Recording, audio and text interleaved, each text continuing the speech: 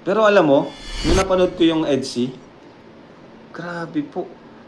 Si Viancy, ngayon ko lang siya nakitang ganun. Na ano? Na napaka-showy na niya sa kanyang nararamdaman. Oh, oy, gusto ko At si to. Eds naman, showy na Hindi ko pa na-react. Kalinga Prab, 2 days pa kasi. rin naman, pero Grabe, no? mas ano si Viancy, kumbaga Showy.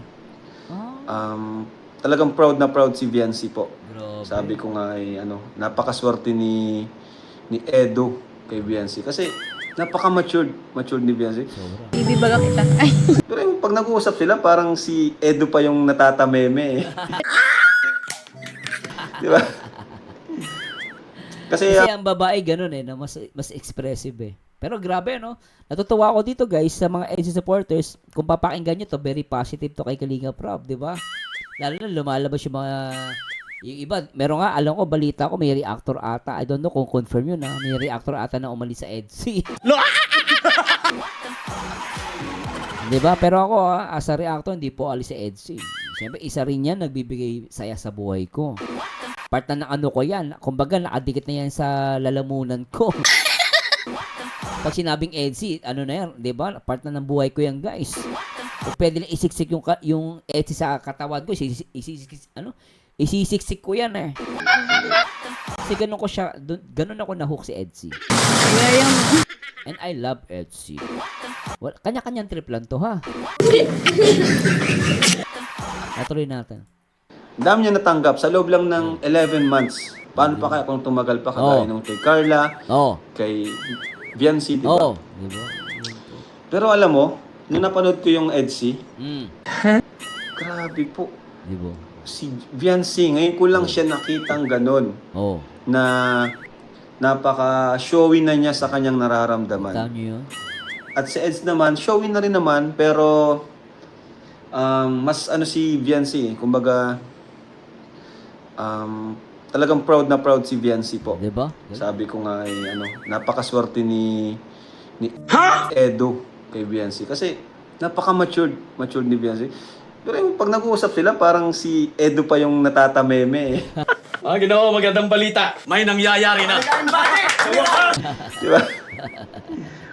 Kita mo mukha ni Kalinga Prab eh. Kita nyo guys expression niya. Tatawa ako dito. Sa mga LC fight, tingnan nyo mukha ni Kalinga Prab. Ni Edo kay Viancy kasi matured ni Viancy. Pero yung pag nag-uusap sila, parang si Edo pa yung natatameme eh. Di ba? Di ba? Inikilig si Kalinga Prab eh.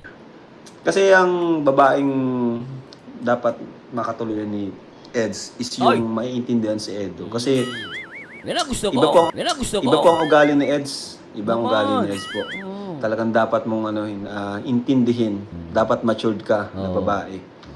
At yun nga, si Viancy yun. Napaka-matured ni Viancy po. Di ba? LC supporters, isang sigaw, LC na. Ay, mali. LC is real. Again guys hindi ko po kayo pinipilit. Opinion ko lang po ito ha. Kanya-kanyang trip lang tayo ha. Basta I love LC. Yung bala kayo, mga umaalis kayo din nawala, di ba? Basta ako masayaw sa LC. Bala kayo. At mabait. Saka Oo. maunawain. Dapat maunawain ka kay Eds. Oo. Kasi si Eds tahimik yan eh. Oo. So, dapat maunawain ka dyan. Di yan mag-ano si Eds, yung parang magpapabebe sa'yo na magtatampo-tampo na magsasabi. Dapat mararamdaman mo na yun. Oo. At yun yung nakikita ko naman kay Viancy. Tsaka nga, alam mo, Kalinga Prab, isa pa ha. Nakita ko sa pinsan mo. Yung kulit ni Papa is lalo lumabas. Kumakanta-kanta. Last time nga, sumasayaw-sayaw pa. Ibig sabihin, in love kasi siya.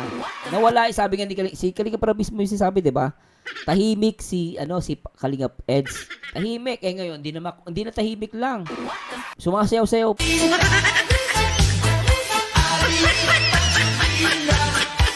Last time, kumanta pa sila together with Kalingap Norman tsaka ni KJ Brad. Oh. Kasi nga in love. Oh, comment down below, guys. So, sana po, talaga, kung ano man mangyari sa kanila, sana ay Oh. yung mga yung wish natin matupad. Oo. Oo, nako. Nako, Kalinga Prab. Ako, abangan ko yan.